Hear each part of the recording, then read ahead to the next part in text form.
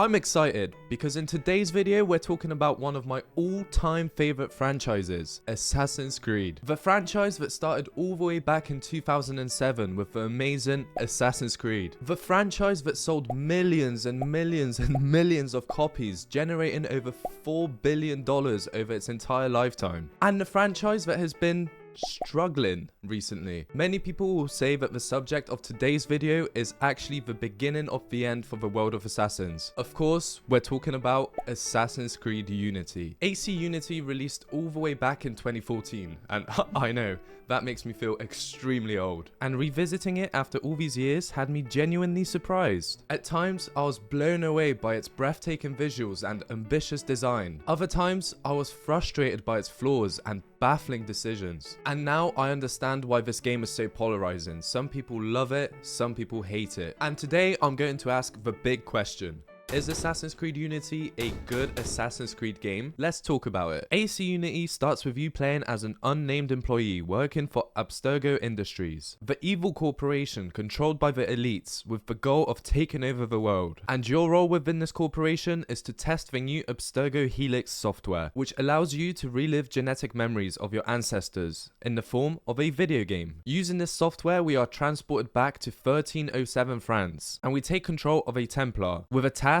of protecting an ancient artifact, which we discover is the Sword of Eden, a sword left by an ancient civilization that was highly advanced. I mean, just look at this thing. It shoots beams of energy out of it and allows you to teleport. Like, do I really need to say more? And the assassins want that sword bad enough to launch a full-on siege of the castle where the Templars live. And during this siege, we see the Templar Grandmaster Jacques de Molay arrested and executed by burning on the stake. And I think this prologue was extremely well done, as it left me wanting more. I wanted answers to all these questions, like who are the Templars? Why do the assassins want this sword? How did the Templars even get this sword? Why did the Templar Grandmaster get executed? And the overall tone of the prologue was really dark, which tells us, the players, that this is going to be a more serious game that tackles some heavy themes. Needless to say, I was hooked. But just when I thought I was about to get some answers to all these questions, I get taken out of the video game and contacted by Bishop, a member of the modern day Assassin's Brotherhood. And Bishop has a lot to tell us, so get ready. Bishop informs us that Abstergo is using the Helix software in order to find the body of Jacques de Molay. And you might be wondering, why does Abstergo need an 800-year-old body? Well, it's because Jacques was connected to the ancient civilization I discussed earlier. His DNA contained DNA from that ancient civilization, and Abstergo was planning to use that DNA to unlock the secrets of the Isu. Isu is that ancient civilization, by the way, which would then unlock the power to the pieces of Eden, like, you know, that sword. And if you're feeling confused and overwhelmed, don't worry, so was I, because we get told all of this over like a 30-second Zoom call. But if it makes you feel any better, spoiler alert, none of this matters. Literally none. And seeing as we have access to Jacques' memories and are connected to him, Bishop asks us if we want to join the Brotherhood. So we accept, and that's the beginning of the modern day assassin story. We enter the Helix software again, and the game shifts to 1776, where we take control of a young boy named Arno Dorian. Our father Charles leaves us because he's got an important meeting to attend to. He hands us his watch and promises he'll return by the time the hand reaches the full hour. So we sit there and wait. But as time goes on, Arno gets a little bit bored because he is a child after all. So he decides to get up and explore. And this is where we run into a little girl named Elise. As Arno and Elise run around this party, playing together, getting up to all sorts of shenanigans, they hear a loud commotion and see a big crowd. Intrigued, Arno decides to investigate. As he pushes through the crowd to see what happened, he finds his father murdered on the floor. And I think this moment was executed well. No pun intended. As I felt legitimately sorry for Arno. His father lying motionless on the floor, and Arno coming to the realization that he is now an orphan with nowhere to go. When suddenly, a man reaches out to Arno and grabs him. And this man turns out to be Elise's father, Francois Delaserre. He promises to look after us and takes us in. And then the screen cuts to black and the game fast forwards to 1789. Arno is now all grown up and living with the Delaserre family, working as a serving hand, completing basic chores and looking after the horses. We learn that Arno's got a little bit of a crush on Elise, but isn't able to do anything about it because she's been gone for a really long time. But lucky for him, Elise is coming back from Paris because there's a big upcoming party, and Arno, not wanting to miss this opportunity to see his girl, he decides to sneak into this party. But before he can do that, we get tasked with delivering an urgent letter to Elise's father, Francois, who is on the way to this party, and we have to chase him down as he's driving away in a carriage. And this is where we get to fully experience one of Unity's biggest highlights, the parkour. The parkour system feels amazing, thanks to the very simple controls that are basic on the surface but offer a surprising amount of depth if you take your time to master them. Hold the right trigger and A whilst parkouring, and Arno will begin to scale up any surface, or hold the trigger and the B button and Arno will parkour downwards, jumping and climbing onto lower levels whilst you're sprinting through Paris. And this simple system allows you to take full advantage of the verticality AC Unity has to offer. And it also creates a very interesting skill ceiling where every single player can get from point A to point B. The player that's dedicated a little bit more time to a parkour system will find a more efficient route to their destination by utilizing parkour routes on different levels of the city. Simply put, the better you are at parkour in AC Unity, the quicker you can get to your destination.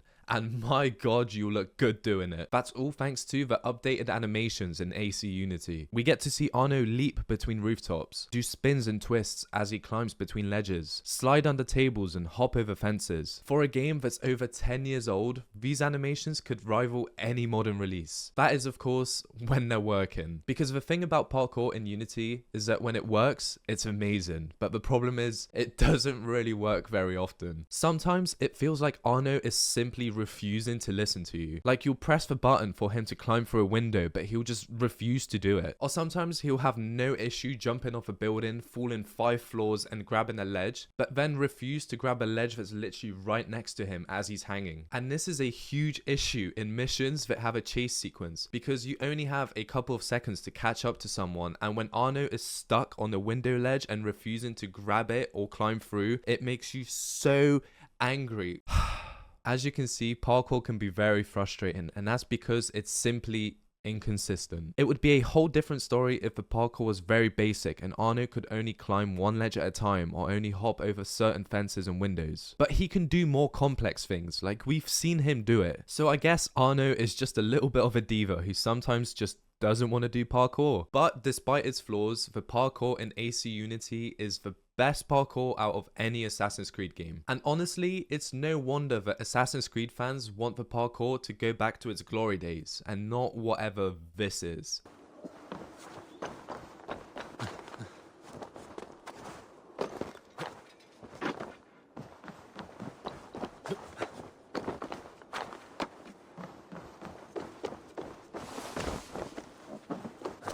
Anyway, during the carriage chase, we lose Francois and fail to deliver that very urgent letter. But Arno thinks to himself, whatever, my wifey's back in town and I kind of want to go see her instead, so I guess I'll just deliver the letter another time, right? Like, what's the worst that can happen? Murder. The murder of Francois de la Serre, to be specific. At this party, we see a mysterious figure kill Francois and then disappear into the shadows. Arno rushes to his side, desperate to help, but it's already too late. Francois is dead. Before Arno can even process what he's just witnessed, the guards arrive on the scene. And since they found him standing over the body, they quickly jump to the conclusion that he must be the one that did it. With no time to explain, Arno is arrested and thrown into jail, which sets the stage for the next chapter of his journey. When Arno awakes in jail, he begins to see strange glowing symbols etched across the prison cell walls. Confused and startled, he thinks to himself, am I tripping? Seeking answers, he turns to one of his cellmates who seems just as intrigued. The shady figure reveals that no one else can see these bizarre signs except for them two, and he explains that what Arno is experiencing is eagle vision, a rare gift possessed by the assassins. The man introduces himself as Pierre Bellic, a member of the Assassin's Brotherhood, and he drops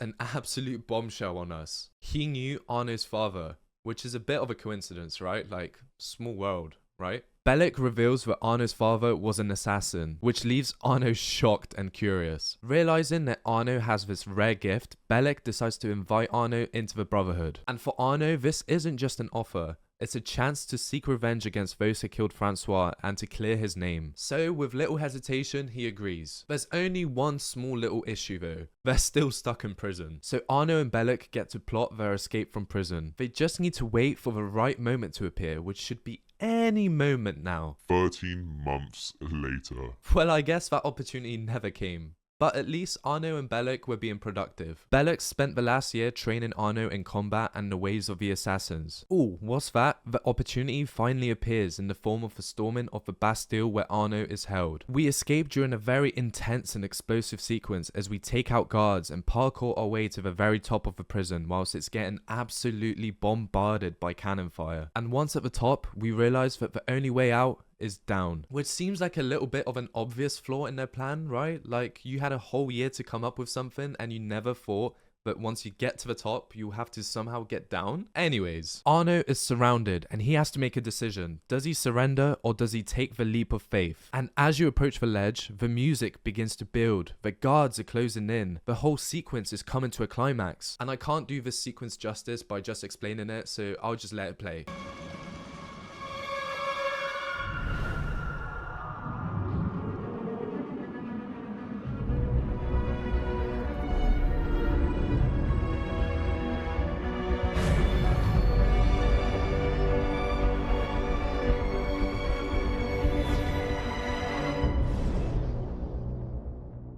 With the introduction complete, Arno embarks on a path shaped by his thirst for redemption and revenge. Determined to uncover the truth behind the Delasser murder, he turns to the Assassin's Brotherhood for guidance. And this marks the beginning of a transformative journey, one of vengeance, loyalty, and self-discovery. Just before escaping the prison, Arno learns from Bellic that the Assassins have a hidden sanctuary somewhere in Paris, and his father's watch holds the key to finding it. With this knowledge, Arno sets out to explore the city. And what a city it is. Paris in AC Unity is nothing short of breathtaking. A true masterpiece of digital craftsmanship. The level of detail poured into recreating the city is astonishing. Massive, historically accurate landmarks like the Notre Dame dominate the skyline, evoking a sense of awe and grandeur. But it's not just the big structures, it's the little things that make Paris feel truly alive. The bustling street markets brimming with vibrant stalls, selling everything from bread to trinkets.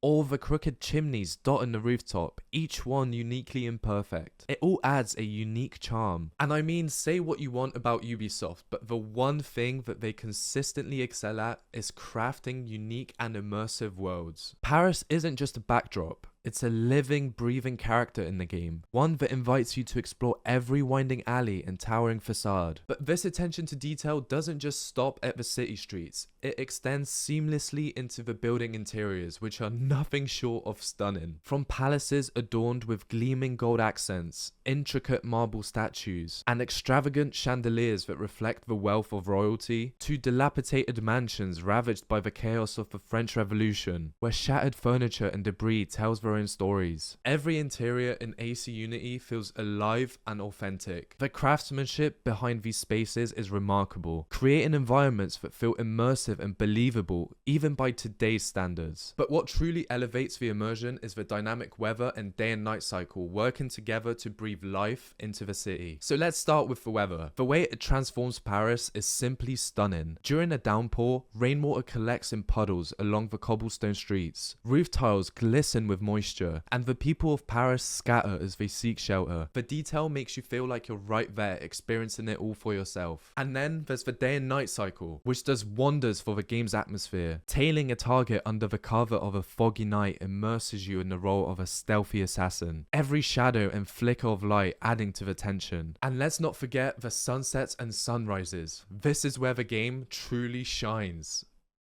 Watching the sunlight pierce through the gaps between buildings, casting golden sun rays over the city. It's breathtaking. These tiny moments are so beautiful that I often found myself stopping whatever I was doing just to admire. And overall, Paris feels like the perfect playground for an Assassin's Creed game. This dense, tightly packed city with its towering buildings practically begging you to explore and experiment. Everywhere you turn, there's a creative parkour route waiting to be discovered. The fluidity of movement is exhilarating. Sprinting across rooftops, diving jumping through open windows, darting through someone's home while sliding over a table, and then seamlessly leaping out the other side to continue your rooftop escape. It's an experience that captures the very essence of what an AC game should be. And contrast this with the sprawling open spaces of Valhalla's England, where the lack of verticality and parkour just feels like a missed opportunity. Unity, on the other hand, thrives in its urban setting, offering an unparalleled sense of freedom and fluidity. And what's even better about Unity's world is that it respects your intelligence. It doesn't spoon feed you. It avoids the modern trend of marking parkour paths with brightly colored paint or glowing indicators like you see in the games like The Last of Us or Dying Light. Instead, Unity gives you the freedom to make your own routes,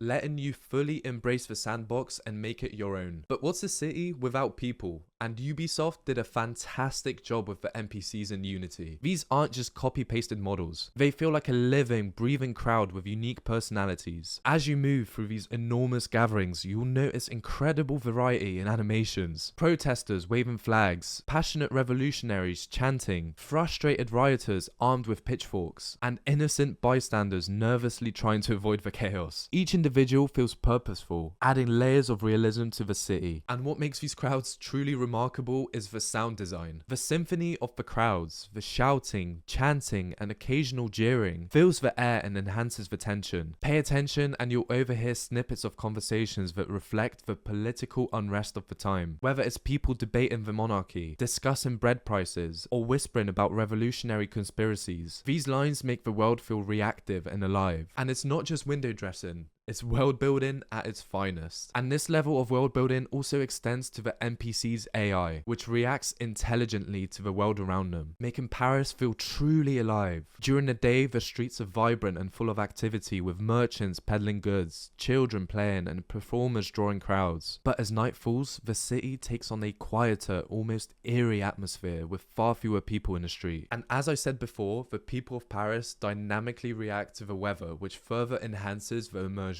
When the sun is shining, you'll find people picnicking in the parks, dancing joyfully to the street musicians, or casually strolling through the boulevards. But when the rain starts to pour, they scatter, running for cover into nearby buildings. These little moments breathe life into the city and make you feel like you're part of a big, breathing, living ecosystem rather than just a static environment. And what's truly fascinating is how NPC behavior changes depending on the district. And in the impoverished areas of Paris, you'll encounter drunks stumbling through the streets looking for the nearest bucket to chug up frogs and snails that they had for lunch, and markets that feel chaotic and unkept. The atmosphere is gritty and raw, reflecting the struggles of those living on the margins. But venture into the wealthier neighborhoods and the contrast is striking. You'll see well-dressed NPCs painting landscapes and attending elegant tea parties, living their lives without a worry in the world. The disparities between districts serve as a visual and narrative reminder of the social tension that fueled the French Revolution. From the slums to the grand estates, Unity captures the very essence of Paris as a city of contradictions, where wealth and privilege coexists uneasily with poverty and unrest. And the vibrant and dynamic NPCs not only make Paris feel alive, but they also have a direct impact on how you traverse the city. Their presence isn't just a visual or atmospheric element, it's a core part of the gameplay experience that shapes how you explore the sprawling urban environment. In many of the more recent AC games, there's very little incentive for you to use the rooftops, because sprinting through the streets is often the fastest way to reach your destination. But in Unity, this approach simply doesn't work. The bustling crowds of Paris aren't just decorative, they're obstacles. Attempting to run through these dense masses will slow you down, as Arno will stumble into people and fall over. And this is where the parkour system truly shines. Instead of fighting your way through the crowds, you're encouraged to take the rooftops, leaping between Paris's intricate skyline, sliding down domes, and swinging between beams. By creating these dense street level challenges, the game unintentionally pushes you to embrace the verticality. It's a brilliant design choice that reinforces the series' core identity, moving fluidly and stylishly across urban landscapes. landscapes. And what's genius about all of this, it's how natural it all feels. The game doesn't pop up a tutorial or forcefully nudge you in the direction of parkour. Instead, the crowded streets and the efficiency of rooftop travel subtly guide you to make your own choices. And this design decision aligns perfectly with the historical setting, as the compact and vertical nature of Paris practically begs you to explore it from above. The rooftops aren't just an option, they're an integral part of navigating and immersing yourself in the city. By making the streets feel alive and chaotic, Unity doesn't just offer a world to admire, it challenges you to adapt to it. This is what sets Unity apart from later entries in the series, where parkour feels more like an afterthought rather than the thrilling, essential tool that it is here. And now that we've covered the incredible world of AC Unity, unfortunately, this is where the glazing of the game stops. There's no denying that Paris is a visual and atmospheric masterpiece, but the gameplay loop itself, well, that's where things start to go downhill. Don't get me wrong, there's a lot to do in Unity, and I mean a lot. However, the quality of all those things that you can do unfortunately leaves a lot to be desired. So let's start with the infamous collectibles. If you thought collectibles in other games were excessive, Unity takes it to a whole new level. Open the map and it's as if Ubisoft tried to fit an entire museum exhibit onto a single city. Cluttered doesn't even begin to describe it. The sheer number of icons makes it nearly impossible to see what's actually worth your time. And I know it's a little bit of a meme at this point with how bad the Unity's map is, but my god, it is so bad. Well, what do these hundreds and hundreds of collectibles have to offer? Let's break it down. First, we've got the artifacts. These are shields scattered across the map. Collecting them unlocks gear like weapons and outfits. And this sounds interesting on paper, but in reality, it's just filler content since the rewards are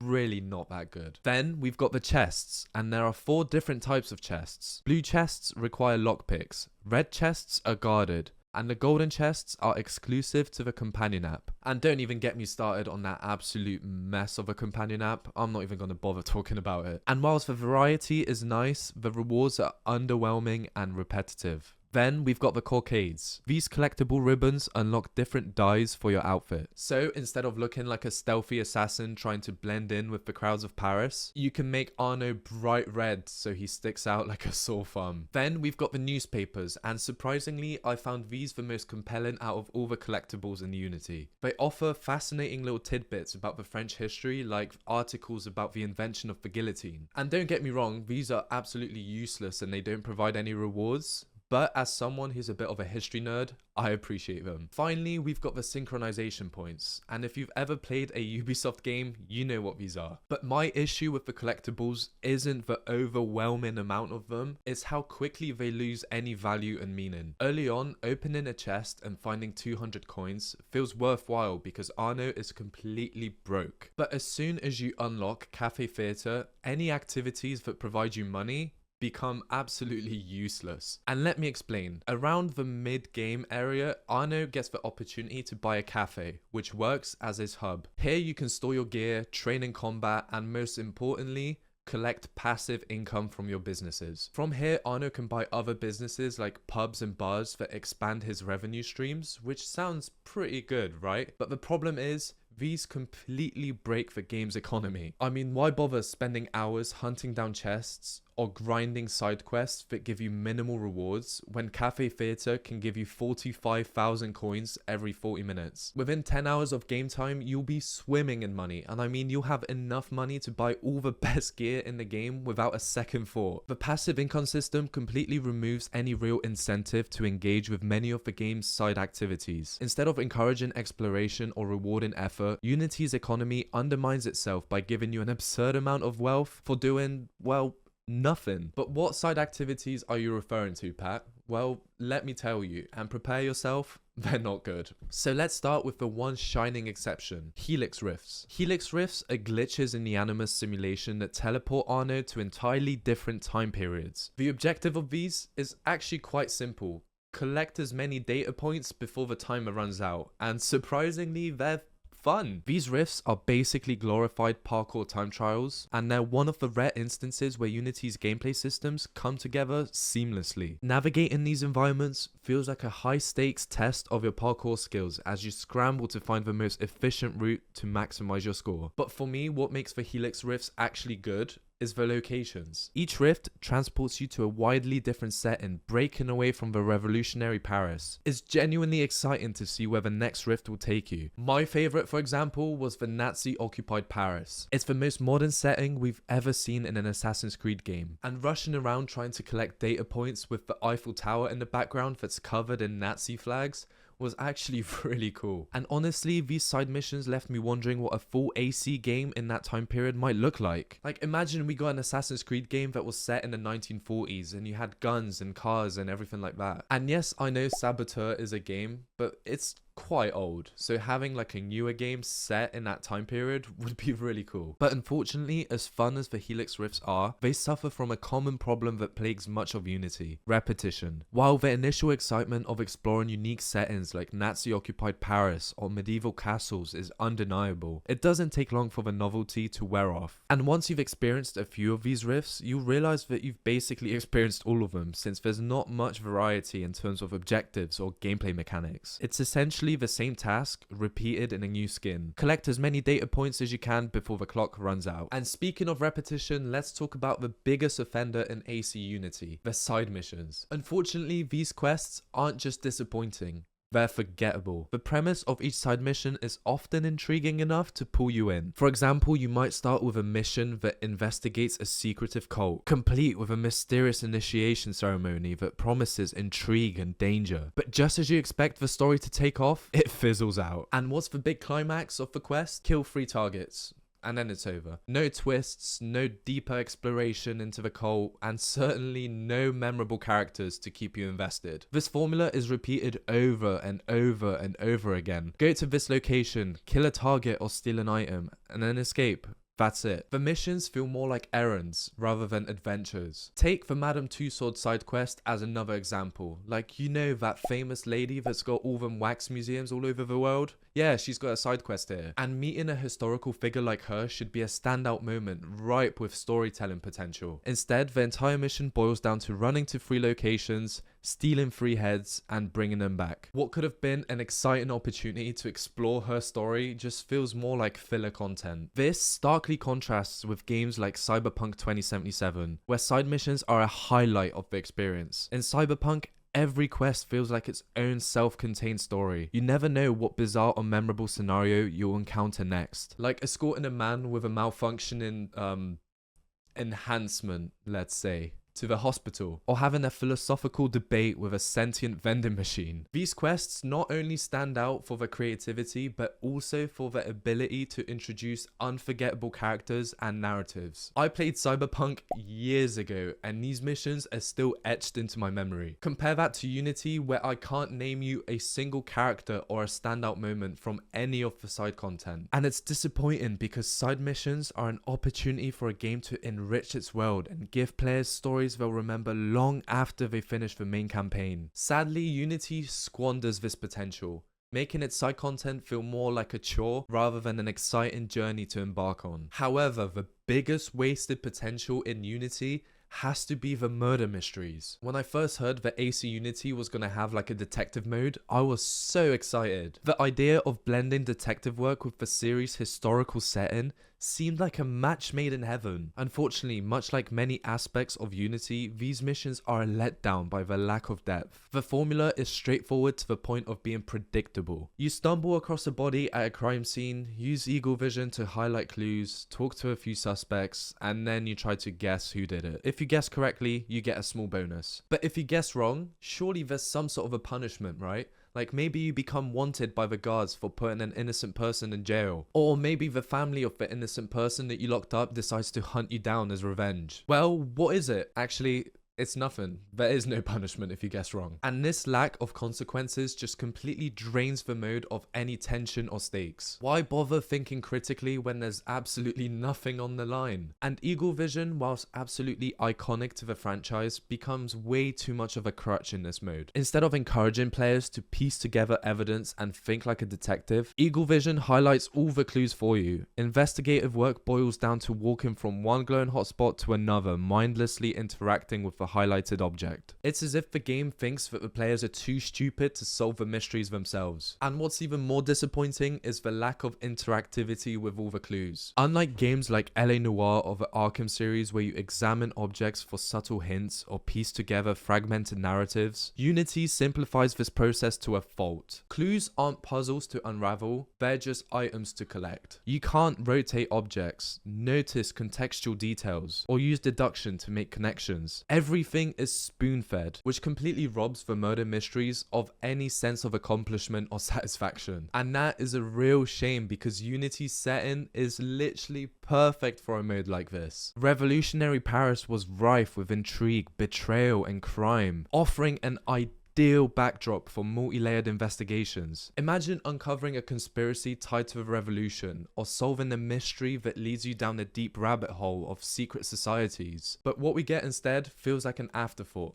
Just another shallow mechanic added on to pad out game time. When I think about what could have been, like more complex cases or in-depth detective mechanics, it's hard not to get frustrated. This isn't just a missed opportunity, it's a glaring reminder that Unity decides to pick quantity over quality time and time again. And this makes me feel sorry for Arno because I think he could have made a pretty good detective. Speaking of Arno, I wonder what he's up to right now. Arno eventually finds the assassin's hideout and undergoes the initiation process, drinking a mysterious substance that triggers a vivid hallucination sequence. Through this ritual, Arno relives his most defining moments, starting with the death of his father. And let me just say, this whole hallucination sequence is one of the standout moments of the game. The dreamlike visuals with collapsing structures, shifting environments, and all the particle effects create a surreal atmosphere that pulls you directly into Arno's mind. It's an emotional and strange experience that lingers long after the sequence ends. What makes this moment even more impactful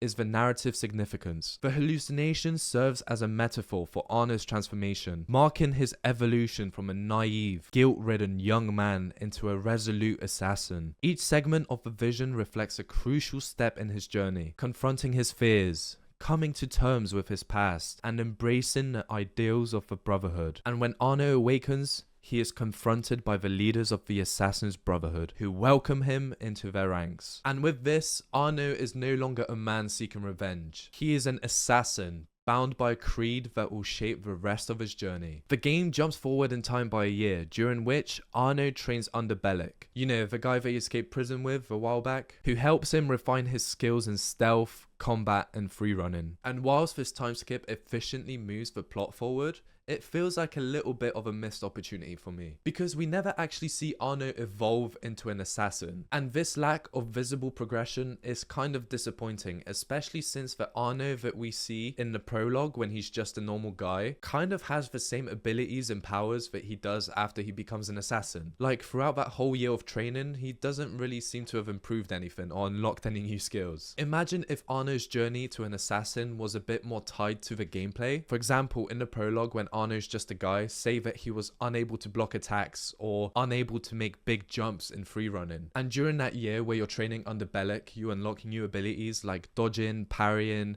leaping from building to building. This would make the abilities feel more earned and impactful, and from a narrative perspective, you would see Arno growing and progressing as a character. Furthermore, including scenes of Arno actually training with Bellic would help to create a bond between Arno and Bellic, because as it stands, the game tells us that we've spent a year together, but we don't really feel that bond with Bellic. By showing Bellic teaching Arno, guiding him through difficult missions, or imparting his own philosophies about the Brotherhood, the game could have made their eventual conflict later in the story far more emotionally charged. And I'm not talking about like a 4-hour long training sequence where we're going through all these different missions, learning new abilities, spending time with Bellic, because that would really mess with the pacing of the game. But I think a good middle ground solution to this would be a sequence similar to what we got in Cyberpunk 2077 with that whole training montage kind of video. This would condense months of character development into like 2 minutes, which would be perfect. And I feel like by skipping over this crucial period in Arno's journey, the game denies itself and the player a chance to connect more deeply with his evolution. Unfortunately, this feels like a classic case of telling you what happened instead of showing you what happened, and adding this missing chapter would not only strengthen the narrative but also enrich the overall gameplay experience by tying Arno's growth to player progression. So anyway, a year has passed and Arno has completed his assassin's training. His first major task is to investigate the Templar activities in Paris, and through his investigation, Arno uncovers a sinister plot. The Templars are exploiting the chaos of the French Revolution to tighten their grip on France and solidify their control. And as if it wasn't complicated enough already, Arno also discovers that Elise, his love interest, is a Templar, and that her father's murder, which set Arno on this path, was part of an internal Templar power struggle. And this revelation completely turns Arno's world upside down, and he's got a pretty difficult dilemma to face. The people he loves the most are now his sworn enemies. Elise, devastated by her father's death, holds Arno partly responsible because that note that we failed to deliver to him at the party was a warning about the upcoming attack. And this only deepens Arno's guilt and amplifies his thirst for revenge. And this emotional conflict adds incredible depth to the story, as Arno struggles to reconcile his duty as an assassin with his feelings for Elise, making his journey as much about love and redemption as it is about loyalty and justice. So Arno continues his investigation, and as he delves deeper, the pieces of the Templar puzzle start to fall into place. We uncover the identity of a shadowy figure pulling the strings from behind the chaos. Francois Thomas Germain. Germain, a cunning and enigmatic individual, has risen to replace Elise's father as the new Grand Master of the Templars. And it's revealed that he's the one that orchestrated the murder of Francois, making him Arno's ultimate target and the driving force behind his quest for vengeance. Determined to uncover Germain's plan and bring him to justice, Arno embarks on a relentless pursuit, tracking and eliminating key Templar figures connected to Germain. And how does Arno eliminate these targets? Through assassination missions. These assassination missions are a bold new addition to the series, offering a sandbox approach that puts the player in control. Main target assassinations let you decide how to execute the kill. Think something similar to the Hitman series. You can create opportunities for unique kills by setting up clever distractions, sneaking through hidden entrances, or finding the perfect vantage point for a dramatic strike. It's an idea that's brimming with potential, and I feel like this is perfect for Assassin's Creed. But unfortunately, the execution doesn't really live up to its promise. And whilst the first assassination mission is quite exciting, with multiple entry points and a memorable unique kill, the rest fall into a predictable pattern. Sneak into a very heavily guarded area, use eagle vision to find where your target is, and then sneak up on them and assassinate them. Rinse and repeat. There's little creativity or variety in how these missions play out. It's almost as if Ubisoft put all their time and effort into developing this first assassination mission, because that's the one that was shown at all the preview events for the game, and then just kind of forgot about the rest. Assassinations should feel like grand set pieces, rewarding players with a grand climax after completing dozens of missions gathering intel on the target. Instead, they devolve into formulaic routines that fail to capture the excitement of stalking and eliminating a high-profile target. And it's a missed opportunity, because imagine if every single assassination mission had the same depth and creativity that the first one did. I mean, the potential for replayability and strategic experimentation would elevate these missions to the level of Hitman's best moments. Instead, we're left with a system that teases greatness but settles for mediocrity in typical Ubisoft fashion. And since we're talking about assassinations and sneaking into fortresses, let's smoothly transition into stealth in AC Unity, or rather the lack of it. That's because the stealth system in Unity is so bare bones, it might as well not even be included. For example, the cover system. You take cover behind an object and that's it, you're stuck there. Moving around the corner of your cover is just not a thing in this game. So if there's a guard coming towards you and you want to move around the corner to avoid detection, you have to physically leave the cover, walk around the other side, and then press the button to enter cover again, which you can imagine doesn't really work out when there's a guard stood right there. And what makes stealth even worse is that Unity doesn't give you the option to hide a body after a stealth takedown. You just have to leave a body there on the floor, like right in the open. So what's going to happen is a random guard is just going to stumble across that body and then put the entire fortress or base or wherever you're trying to infiltrate on high alert, making your stealth approach so much harder. It's like the game is teasing you. It's like, oh, you think you can be a silent, sneaky assassin in an Assassin's game? How cute is that? And these issues combined make no detection runs basically impossible, which kind of sucks because that's one of the really cool things in most stealth games is that you can approach to go for like high kill playthroughs or like no detection playthroughs or pacifist playthroughs. And Arno does get provided with some tools to make stealth a little bit better, but unfortunately they suck. The Berserker Phantom Blade, for instance, it seems like a brilliant tool on paper. Fire it at a guard and it's supposed to send them into a frenzy, which will draw the attention of every single guard in the area, which should then create a distraction for you to slip by unnoticed, right? Except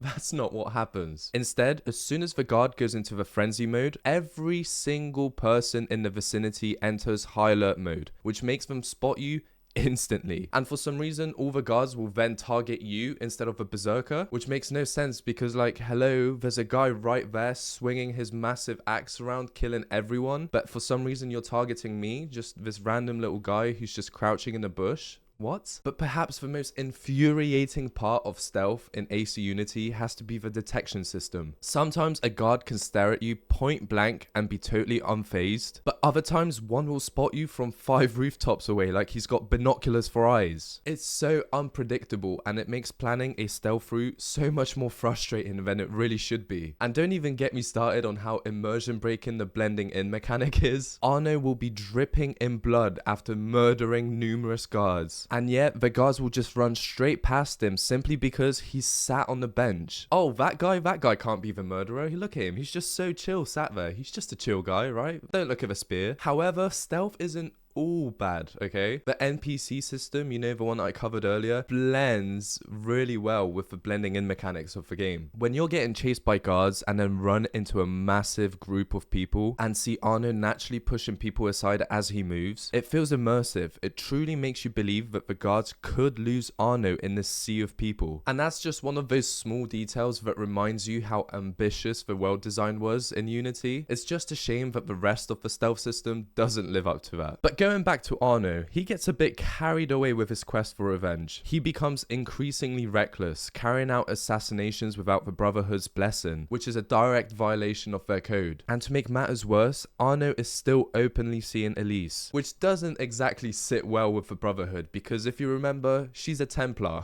And all of this makes them question his loyalties. Is he one of us, or is he just using us to get what he wants? It's not just about breaking protocol, it's about trust. For a group that relies so heavily on secrecy and unity, Arno's behavior is a ticking time bomb. But Arno isn't the only problem that the Brotherhood is facing internally. Do you remember Bellic? Well, he's a little bit upset with the Brotherhood. He believes that the assassins have strayed too far from their original purpose of protecting freedom and justice. To Bellic, the current leadership is corrupt, bogged down by politics, and in his eyes, the only solution is to burn it all down and start over. So Bellic takes drastic, violent actions to achieve his vision. He secretly assassinates key Brotherhood leaders to pave his way for a revolution. And whilst investigating these said murders, Arno uncovers Bellic's betrayal. And this shocks Arno because Arno trusted Bellic. He even saw him as a father figure since his initiation into the Brotherhood. And now Arno is faced with the ultimate dilemma, confronting the person who taught him everything he knows. And this setup has the makings for one of the most impactful and emotional parts of the game. But here's the issue.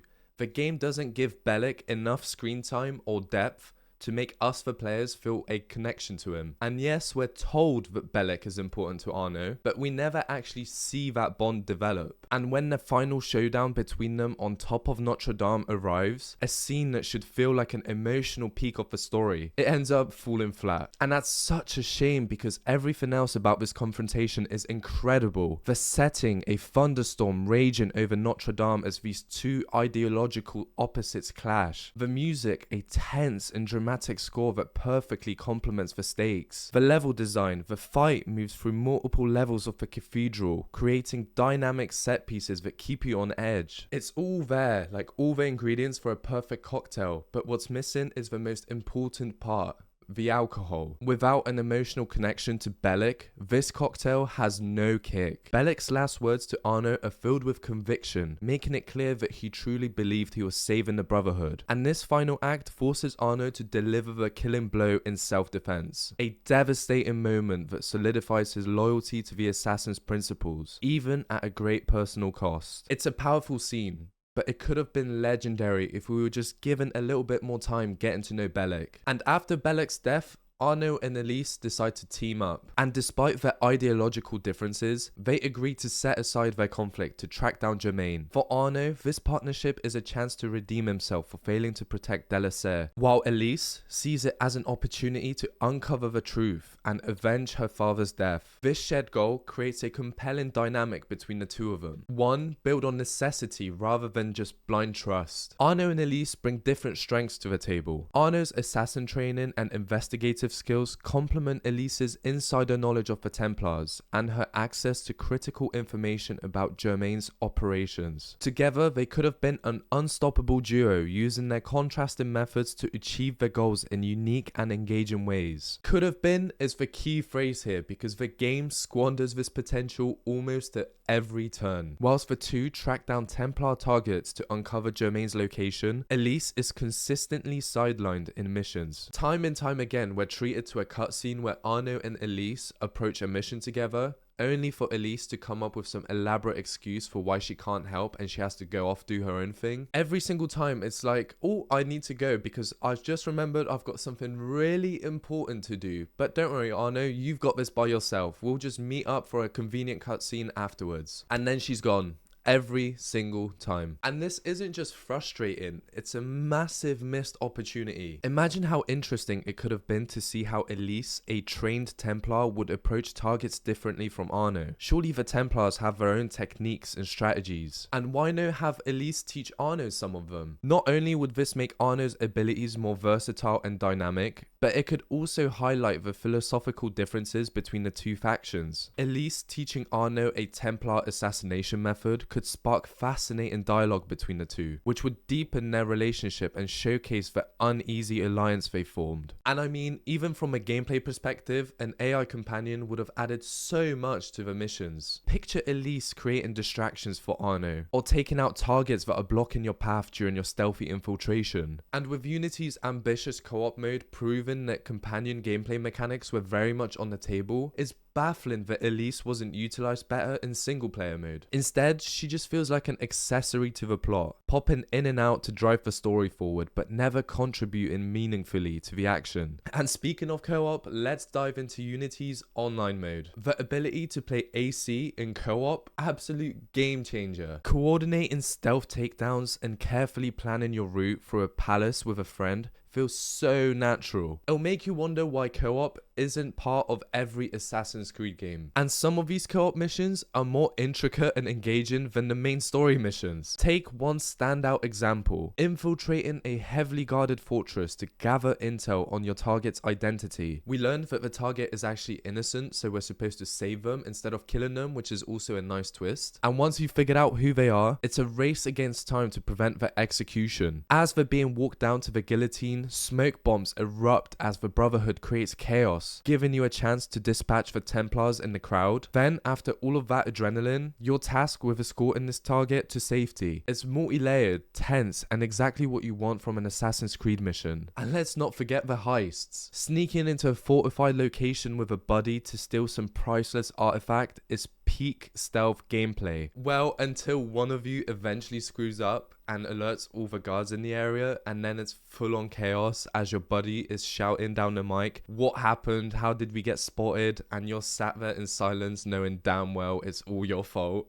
And the open world in co-op is amazing. Having the entire Paris sandbox at your disposal to explore and mess around with friends is a dream come true. There's something indescribably fun about parkouring around Paris with a buddy and turning the whole city into your own personal playground. But there's a catch. Unless you've got a friend on standby who also has the game, good luck finding a co-op partner with the public matchmaking. The servers are over a decade old, and the player base has thinned out considerably, which will increase the matchmaking to way over 10 minutes just to find a single partner. And that's even if you do find someone. And the co-op system has one more flaw, the character customization. It just feels so painfully shallow. The abilities for co-op are limited to 3 options: area healing for you and your partner, disguise as a civilian to avoid detection, and shared eagle vision. That's it. And whilst those abilities are useful, they don't really allow for much creativity or differentiation between the players. Imagine this: one player builds a tanky, combat-focused assassin who can draw enemy attention and cause distractions, whilst the other specializes in stealth, using those distractions to silently take out targets. This kind of synergy would add so much depth to the co-op system, letting each player bring their unique playstyle to the table. Unfortunately, Unity doesn't allow for that level of customization, which is yet again, say it with me, missed opportunity. And this lack of depth applies to all customization in AC Unity. And this really sucks because Unity is the first AC game to introduce RPG elements by letting you level up Arno and unlock new skills and abilities. Which sounds exciting, right? Well, it's Ubisoft, so prepare to be disappointed. Let's start with the abilities. Some of them are so situational they might as well not exist. Like the toxic gas. I mean, who would use the toxic gas? Like, what situation would you pick toxic gas for? I didn't touch it once in my entire playthrough. It just sat there in my inventory, lonely and unused, like that gym membership I got that I'd swore I'd use. On the flip side, some abilities are so essential they feel like they should be baked into Arno's skill set from the start. Case in point, lockpicking. Remember that whole year that Arno spent training under Bellic? You'd think lockpicking, a skill that screams assassin, would be like at the top of the curriculum, but no. Instead, you have to wait until sequence 9, which is essentially near the end of the game, to fully upgrade lockpicking. Meanwhile, high tier locks are mocking you from the very beginning of the game. Oh, you want this treasure chest? You want this treasure inside of this chest? Well, unlucky, mate. And then there's the aesthetic customization. And I'll admit, this is probably the strongest part of the entire system. You can deck Arno out in various outfits and mix and match parts of these outfits to create some pretty cool and unique variations that make your assassins stand out, which is a nice touch. But when it comes to weapon variety, it's slim pickings. There are 4 weapon types, but there's no unique moves or skills tied to each weapon. And worse yet, they all feel the same, making them feel like cosmetics rather than gameplay altering tools. Take spears for example. Imagine being able to learn a sweeping attack to hit multiple enemies at once, or a throwing attack to take out foes from a distance. Or for heavy weapons, what if you could unlock a ground smash attack to knock enemies off their feet? But instead, the only combat skill that you can learn is heavy attack. Hold the attack button to knock over the enemy. Exciting. The gear upgrades are also very shallow. Sure, they offer bonuses like carrying more items or quieter footsteps for the boots, but that's about it. It's functional, but it doesn't really add much excitement or depth to the gameplay. It's frustrating because the customization could have been a standout feature. The groundwork is there, but like many other elements in Unity, they feel half-baked. What we're left with is yet another system that introduces a good idea, but then doesn't do anything with it. And now that we've talked about the different weapon types, let's talk about how Arno actually uses these weapons in combat. Combat in Unity is, although basic, undeniably flashy thanks to the smooth animations similar to the parkour. And this might be a really hot take, but I feel like the combat in Unity is probably the best combat out of any of the old school Assassin's Creed games. The parry and dodge mechanic add a touch of complexity, following the classic formula. When the bar flashes yellow, parry to stun your enemy, and when it's red, dodge that heavy attack. Revolutionary? No, but in 2014, this system wasn't as overdone as it is nowadays. And the finishers? Oh god, they're brutal. They add a gruesome, grounded realism to the fights that make combat feel weighty and cinematic. The slow motion as you jam a spear through someone's throat is absolutely brutal. And Arno even uses his environment in some of the finishers, like running up a wall before striking down his enemy, which is a nice touch that makes the combat feel a bit more organic. And let's quickly talk about the gadgets. If you're hoping for an Arkham level of gadget integration, you're out of luck. Most of of these tools are tailored for stealth rather than combat, maybe with the exception of a smoke bomb that can give you some breathing room when you're swarmed. But beyond that, don't expect the gadgets to help out that much in a fight. Enemy variety, or the lack of, is yet another issue. There are 5 enemy types in Unity, and by the end of the game, you'll know them all too well. You have the soldier, who's the standard grunt, easy to take down. You've got the brute, a heavy hitter who shrugs off parries, so dodging is your only option. You've got the watcher, a sniper perched on rooftops, and their only mission is to make your life hell. You've got the defender, armed with a spear and a sweeping attack that you can't parry, just to keep you on your toes. And the officer, basically a beefed up soldier who can parry you and takes longer to kill. And whilst this lineup works initially, it quickly becomes repetitive. Once you've learned their attack patterns, the challenge fades, leaving combat feeling more like a chore than an evolving experience. Oh, I forgot to talk about the ranged weapons. You have 2. 1, the gun. 2,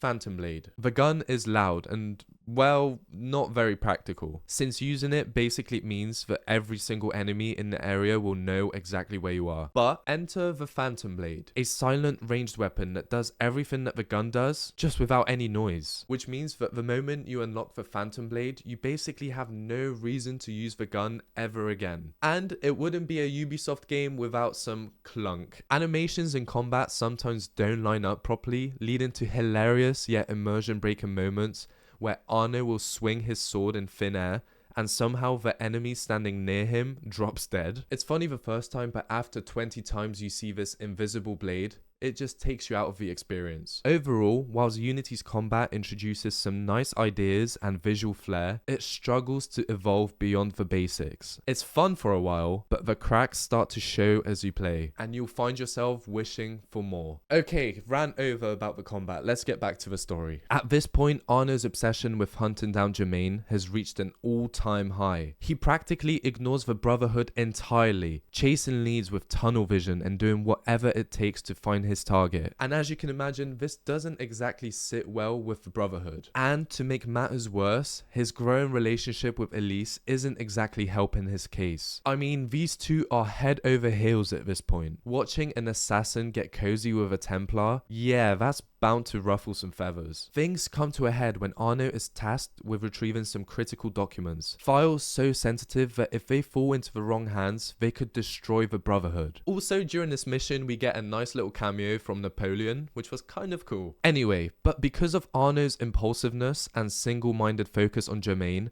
the exact thing the Brotherhood feared happens. The documents are lost, exposing the Brotherhood to grave danger. And this was the final straw. The Brotherhood has had enough, and they make the painful decision to expel Arno. And for Arno, this isn't just a slap on the wrist, it's a crushing blow. His obsession with Jermaine has cost him everything. His newfound family with the assassins, and even his sense of purpose. And what follows is a fascinating and rare narrative twist for a video game protagonist. Instead of the usual get stronger, be unstoppable arc, Arno completely falls apart. He returns to his hometown and spirals into despair. Drowning his sorrows in alcohol, he spends his nights blackout drunk, trying to escape the weight of his failures. Then comes rock bottom. In his drunken haze, Arno loses the one item that connects him to his father, a pocket watch. The same pocket watch that we see all throughout the game. And losing this cherished keepsake is a sobering moment, literally and figuratively. It's his wake-up call, a moment of clarity that forces him to confront just how far he's fallen. Determined to reclaim his watch, Arno pulls himself together and goes and retrieves it, which sparks his redemption arc. And as if on cue, Elise shows up, reuniting with Arno just as he begins to find his footing again. This marks a turning point. Arno realizes that his mission for justice, for taking down Jermaine, is bigger than his need for Brotherhood's approval. With or without the blessing, Arno decides to continue his fight on his own terms. Reinvigorated, Arno returns to Paris, now consumed by the violent chaos orchestrated by the Templars. The revolution has devolved into an even bloodier and more ruthless conflict, and Arno must navigate this new reality while staying true to his newfound resolve. It's not about revenge anymore. It's about restoring justice to a world that's spiraling out of control. I just briefly want to talk about the French Revolution that we just mentioned. It is so criminally underutilized. For a game set during one of the most significant historical events in modern history, the French Revolution feels incredibly underutilized. You'd expect a game in this setting to embrace the chaos, the drama, the intrigue of the time, but instead, the revolution mostly fades into the background. It's barely even acknowledged until much later in the game, and even then, its impact is minimal. Gameplay-wise, the revolution's presence is reduced to riots, which are basically just big crowds for Arno to blend into. And whilst these crowds are a cool visual element, they don't feel like a part of a living, breathing revolution. They're just there. Imagine how much more immersive and dynamic the game could have been if the revolution was a core gameplay mechanic. For instance, Arno could spread propaganda to instigate riots at key locations, creating chaos that distracts guards and makes infiltrations easier. Picture Arno rallying revolutionaries to storm a fortress, using a mob as a distraction whilst he sneaks in to take out a target. These mechanics would not only tie the revolution directly to the gameplay, but it would give the players a stronger connection to the setting. Anyway, Arno and Elise form one final alliance. Their objective is Germain. What a surprise. And they are on the hunt. We take down those closest to Germain to uncover his whereabouts, and we discover that Germain is in possession of the powerful Sword of Eden from the very beginning of the game. You know, that sword that shoots lightning and stuff? Their investigation reveals that Germain will be present at the execution of King Louis XIV. And let me tell you, this mission is easily the highlight of the whole game. The sheer spectacle of it, the ocean of people cheering as the doomed king marches towards the guillotine. It creates an atmosphere that's both chilling and electrifying. It's not just a mission, it's a moment. Amid the chaos, Arno weaves through the massive crowd, desperately trying to locate Germain. The tension is palpable, and for once, you truly feel like a lone assassin operating in the heart of history. When Arno finally confronts Germain, his impulsive nature once again takes center stage. Instead of focusing on the mission, he lets his emotions guide him. He chooses to protect Elise rather than chase down Germain, allowing the Templar Grandmaster to escape yet again. It's a moment that perfectly encapsulates Arno's internal struggle between his heart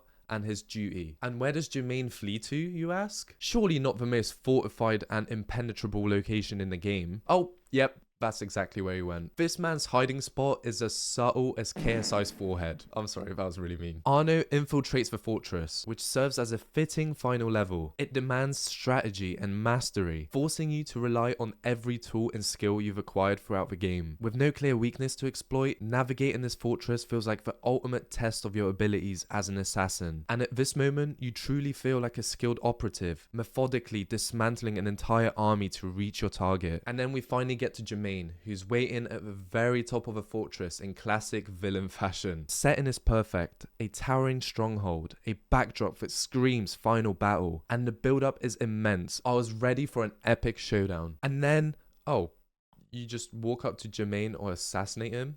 I mean, try to assassinate him, because the moment that you actually assassinate him, he just teleports? What? How? How is that even possible? Somehow Germain relocates to a hidden Templar temple deep within the catacombs, where the actual boss fight is. And my god, is it boring. It's the same formula we've seen a million times before. The villain monologues about his grand ideology, pacing around the arena whilst you quietly try to sneak up on him. There's no tension, no creativity, and honestly no challenge, because all it takes is for you to sneak up on Germain 3 times and the fight is over. After all this build up to this confrontation, this is what we get: a hollow, uninspired encounter. And after the boss fight, we get a cutscene where Germain is knocked to the ground. Elise charges at him, but in a desperate last-ditch effort, Germain uses the Sword of Eden to unleash a devastating explosion. The blast kills Elise and destroys the Sword of Eden. Arno, shattered by Elise's death, delivers the final blow to Germain. And during Germain's death sequence, we get treated to a little bit of lore. Apparently, Germain had visions of Isu. You know, that super powerful ancient civilization that's essential to Assassin's Creed story, but somehow just doesn't get mentioned in Unity, like, at all. Well, these visions inspired him to reform the Templar Order. His goal was to create a capitalist society which would allow the Templars to easily control the people of France. And that's it. So the fight is over, Germain has been defeated, and Arno gets the Sword of Eden, which should be pretty cool, right? To get this magical sword as the final reward for beating the game. Well, you know that Ubisoft had to disappoint you one more time. The sword is broken. It doesn't work. No energy beams, no teleportation, no lightning strikes, nothing.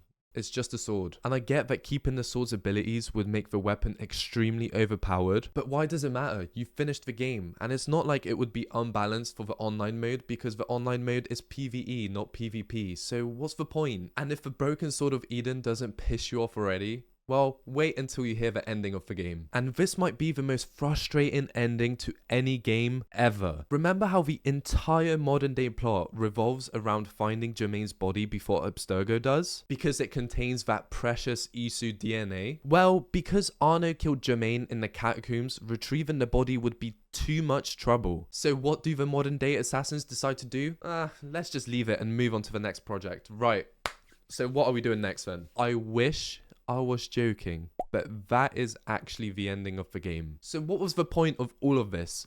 The entire game is now pointless in retrospect. We spent hours hunting Jermaine, enduring a narrative that promised high stakes, only for the assassins to throw in the towel at the very last moment. And this lack of payoff is infuriating. Now, I understand that many players don't like the modern day segments in Assassin's Creed games because they ruin the pacing of the story. But another hot take, I actually enjoyed them. They added depth by juxtaposing the Assassin-Templar conflict across historical and modern day periods. AC Unity, however, gives us barely anything in terms of modern day storytelling. Just a few voice lines sprinkled here and there, culminating in probably the most anticlimactic ending to a video game ever. It makes me long for something like AC3's ending, where Desmond's arc reached a dramatic peak, sacrificing himself after a morally complex decision to kill Lucy. Now that was an ending that left an impact. So now that the modern day story is wrapped up, what happens to Arno? Well, we get a quick cutscene wrapping up his story. He returns to the Brotherhood now with a supposed new perspective, vowing to fight for the people of France and prevent future abuses of power. And whilst this resolution ties up all the loose ends, it doesn't feel satisfying. As a character, Arno doesn't go through much of an arc. From the moment Francois Delasset is killed, his sole motivation becomes revenge. And by the end of the game, Arno sacrifices everything, even Elise, just to get that revenge. His obsession blinds him to the bigger picture, leading to his expulsion from the Brotherhood. Yet there's no moment of true growth or introspective. When Arno finally gets his revenge, his decision to return to the assassins feels less like a genuine choice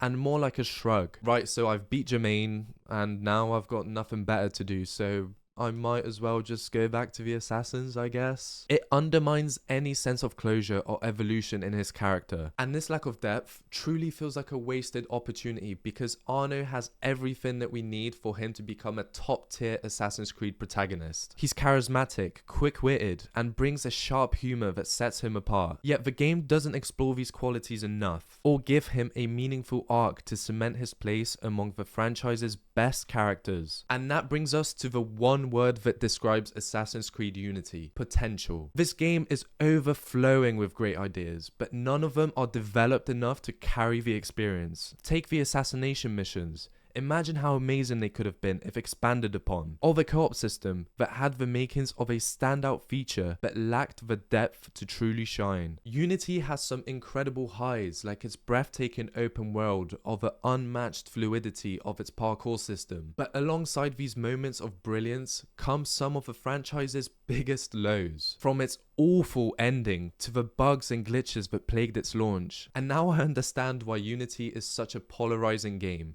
because there's a lot to love here, but it's just surrounded by unfulfilled potential. So to answer the question I posed at the start of the video, is AC Unity a good AC game? Well, for me, yes. Despite its flaws, I'll miss the freedom you get from the parkour, the stunning recreation of Paris, and most importantly, the feeling of truly being an assassin. Unity for me was the last Assassin's Creed game to truly embody what the series is supposed to be about. It wasn't about massive open worlds, grinding for gear, or fighting mythical monsters. It was about freedom, stealth, and the essence of the Assassin's Creed. That said, I definitely won't miss all the collectibles in Unity though. If you've enjoyed this video, then please leave a like and maybe subscribe. It helps me out a lot. I've loved every single second of working on this project, and doing these long form videos has made me fall in love with content creation again. So expect many more videos like this coming your way soon. And finally, comment your thoughts on AC Unity. I'd love to know what you think and whether you agree or disagree with me. But with that, thank you for watching, and until next video, have a great day.